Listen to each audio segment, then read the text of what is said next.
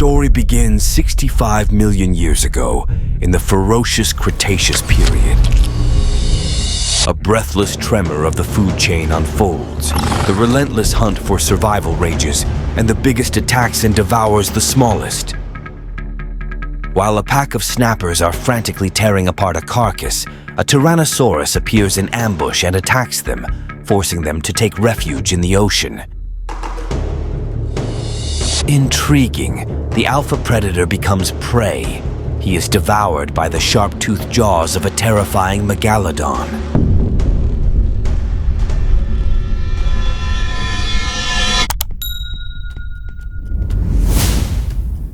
Ten years after the events of the first film, and in good shape, Jonas Taylor is involved in the fight against environmental crimes. The Trojan horse in ambush activates and frees itself from a container. It immediately begins the crucial collection of evidence.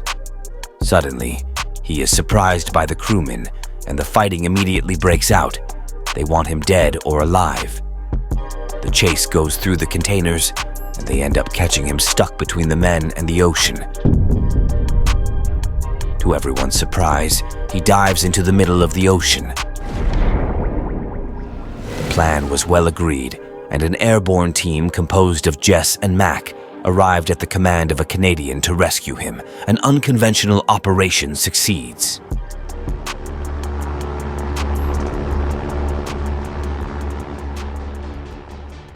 We are now at the Hainan Ocean Institute in China. Juming Zhang, who acquired his father's company, is testing his new deep-sea exploration exosuit powered by engineer Curtis. Jonas's now teenage daughter, Mei Ying, is present at the Institute and at the charity event of wealthy financier Hilary Driscoll. The event, which honors Suyin Zhang, also presents new technology, making it possible to cross the thermocline and reach a trench more than 6,000 meters below sea level. The next day, the gigantic fin of a monstrous Megalodon named Heike flies across the surface of the water. Despite Jonas's warnings about the ferocity of these super predators, Juming Zhang is immersed in the pool to test the new technology for controlling these sharks. The fright caused by the sight of this imposing jaw terrifies everyone, and the relief is liberating when the animal moves away, thanks to the signal emitted by Zhang.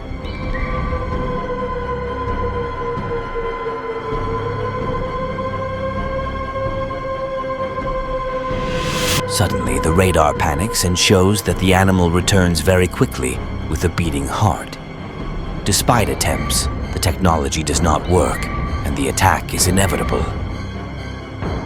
The panicked eyes close so as not to see the unbearable, with the exception of DJ, who watches discreetly. But after the shock and doubts, Zhang reappears like a miracle. Every appearance of this majestic creature arouses a wild anxiety, the primal fear of being devoured.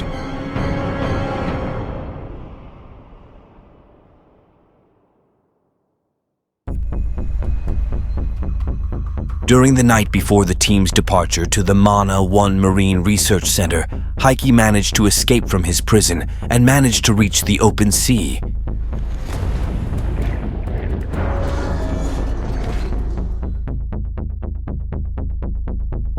At Mana 1, they must discover a deeper part of the Mariana Trench where the Megalodon come from. Jonas and Juming conduct a routine submersible exploration to the trench, a route he knows well. DJ and Mac, survivors of Meg, observe the group from the Mana 1, and to everyone's surprise, Mei Ying comes out of hiding and imposes her presence on board. On their way down, the submarines are pursued by Heike, who had escaped from captivity the previous night. The submarines dive through the thermocline to escape, a very delicate maneuver, but Heike still makes his way through. Two much larger Megs, a massive alpha male and a slightly smaller beta male, appear. This sudden presence pushes the team to venture much further into these previously unexplored underwater regions. The unusual behavior of normally solitary creatures can be explained by the mating period, which also concerns Heike. While working on an escape plan, Jonas and his team discover an illegal mining operation at an underwater station. It is led by the mercenary Montes, who has a vendetta against Jonas for his imprisonment sometime before. They secretly use the Mono One's access to the trench to farm rare earth minerals that could earn them billions. Having spotted the explorers and fearing being confused, Montes cowardly kills his crew by setting off a powerful explosion to conceal their activities. The extremely powerful shockwave and subsequent landslide caused a rupture in the trench and pinned Jonas and Juming's ships to the ground.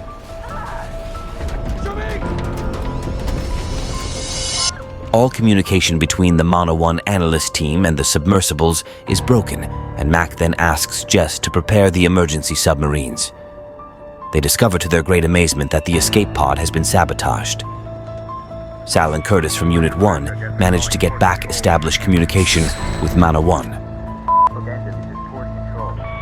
The only way out is in the depths, forcing the crew to use exosuits to walk towards the salvation station in the trench filled with creatures. We are now in the trench at a depth of 25,000 feet. The shimmering, luminescent colors that illuminate its peerage of the abyss tickle the curiosity of divers who are surprised by the ferocity of this fauna. 1,000-colored cloud of baby octopus floats around them and encourages them to be on their guard. A huge octopus devours one of their own, leaving them with nothing but their empty helmet as testimony. Through unfortunate encounters, the survivors eventually arrived at the last 400 meters, separating them from the beneficial underwater station. A wave of panic hits them suddenly, because the radars panic and alert them to the presence of numerous creatures heading towards them at full speed. An aquatic sprint for survival begins quickly, but snappers, deep-water reptiles, attack from all sides. They are very dangerous because they hunt in groups. The agitation still attracts large numbers, and no defense is possible against such a high number of predators. Juming has the bright idea of lighting a powerful emergency rocket in order to attract the Megalodons and logically ward off the threat. This leaves them only a few moments to arrive at the airlock under the incessant attacks of the Megalodon while they are at the limit of their oxygen reserves.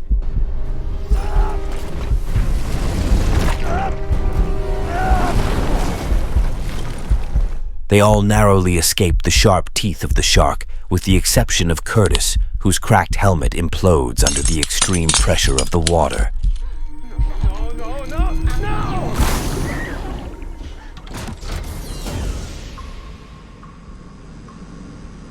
The progress will be carried out under high tension, and they note that the station is in fact a clandestine mine. Jess gets in touch with them and shows them the evacuation capsules located at the other end of the station. Suddenly, the sector isolation doors close all around them, trapping them like rats. Jess reveals himself as a traitor and tries to turn them against the others. The failure pushed them to try to drown the four from a distance to kill them. Their only chance of getting out lies in the hands of Jonas, who takes the risk of diving without the slightest protection to reach the last remaining capsule. In the freezing water and under the threat of various creatures, he still managed to enter the airlock, but fainted just after activating the ventilation.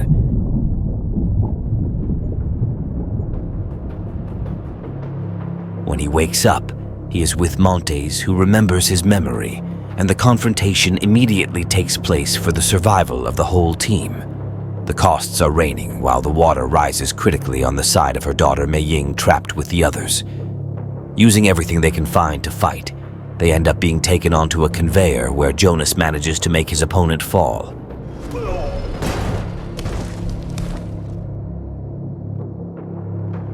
Montes will return to the charge, but will be neutralized once and for all by Jonas, who will succeed in clearing the airlock, thus saving the rest of the team in extremis.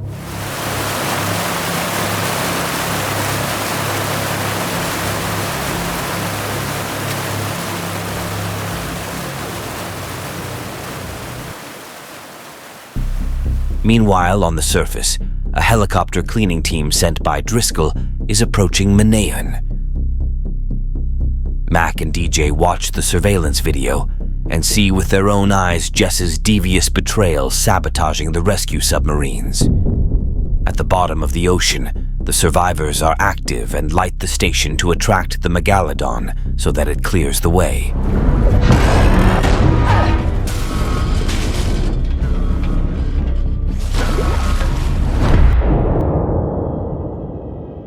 They finally escape the station in a submersible thanks to Jiu Ming's heroic act. The thermocline has been weakened and must take an hour to close the passage, but as it rises to the surface, we see a titanic octopus crossing the passage. Montes survived him and escaped to the surface thanks to a buoy. On the surface, the mercenaries try to take back the Mana 1. Facing adversity, DJ amazes with his sharp combat skills. The team manages after much fighting to remain free and united, while Montes finds Jess with the mercenaries. However, 3 Megalodons rush towards the station, and while Jess is talking on the phone near an armored window, she is devoured by one of the monsters. Jonas's crew meets DJ and Mac and immediately sets off to escape the platform. A crew chases them, but is soon torn apart by the sharp teeth of the giant sharks.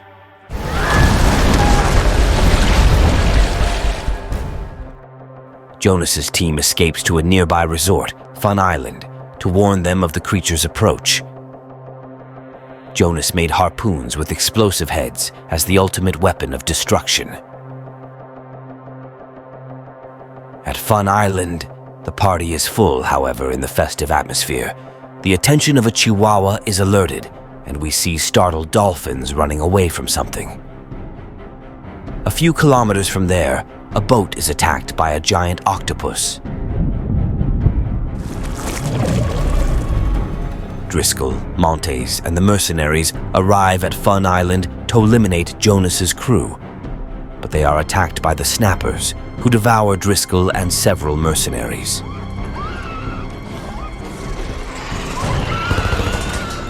Jonas's group splits up to evacuate the tourists as the Megs begin their attacks. Pedal boats are crunched like popcorn, but Jonas sets off on a jet ski armed with his arpon with explosive heads. He slips between the sea monsters and takes risks that cause him to graze his gaping jaws.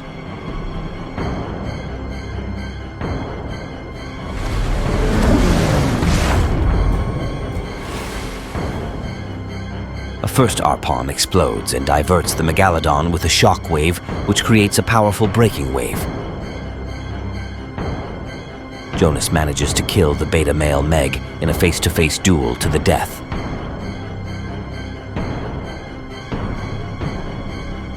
Jiu Ming and Mac attempt a diversion to seize a helicopter, but the snappers are everywhere, and their group offensives are formidable.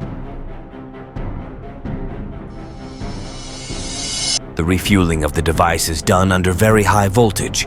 Jiu Ming escapes at the cost of an anthology jump. Jiu Ming! Jiu Ming!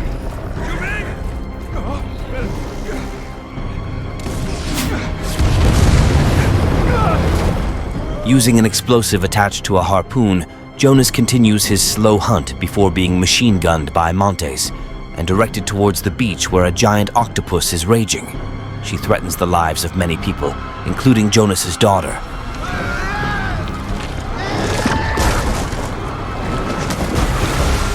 Jiu Ming launches at full speed to try by any possible means to save her.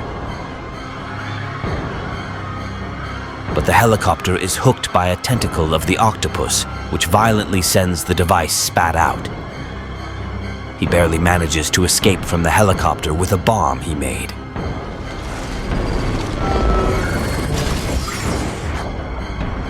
Meanwhile, a Megs unleashes her brakes on Jonas, who escapes by running at full speed on a jetty.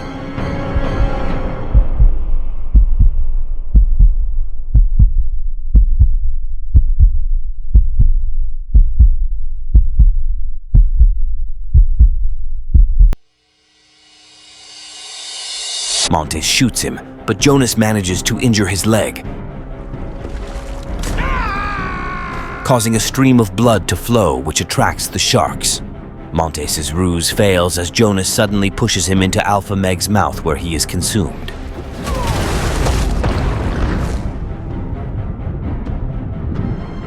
Under a rain of sticky tentacles that ravage everything in their path, Juming, driven by his courage, manages to free Mei from the octopus by planting a parasol in her flesh. Furious, she drags him into the water to devour him. But he manages to recover the bomb, which explodes violently. The smell of blood immediately attracts Heike, who engages in a battle with the octopus and only begins to kill the beast.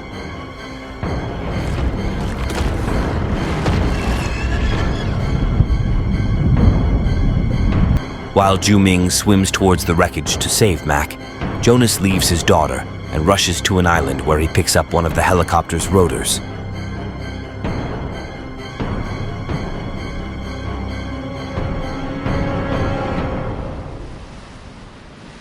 It begins to hit the surface of the water to attract the Megalodon before the amazed and worried eyes of everyone present. Alpha Meg charges violently and fatally, impales her head on the rotor erected like a fatal harpoon.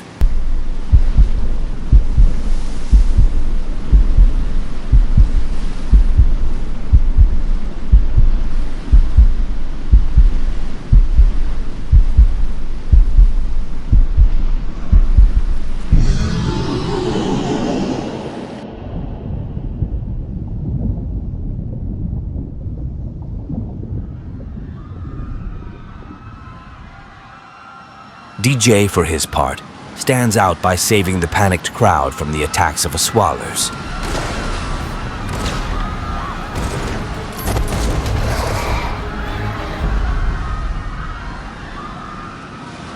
Heike walks towards Jonas, Juming, and Mac, but Juming uses his training signals to entertain his attention, and it works.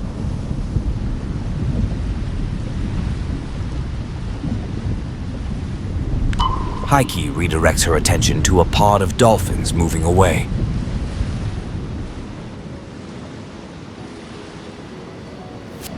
Joy and relief invade the survivors, well aware of the goodness of being alive. Juming explains that Heike escaped from captivity because it was mating season, and it's possible she was pregnant. Jonas decides it's best not to think about it, and the group celebrates survival.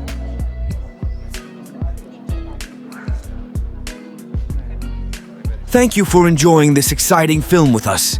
Don't forget to subscribe and activate the bell. See you soon on Storytime.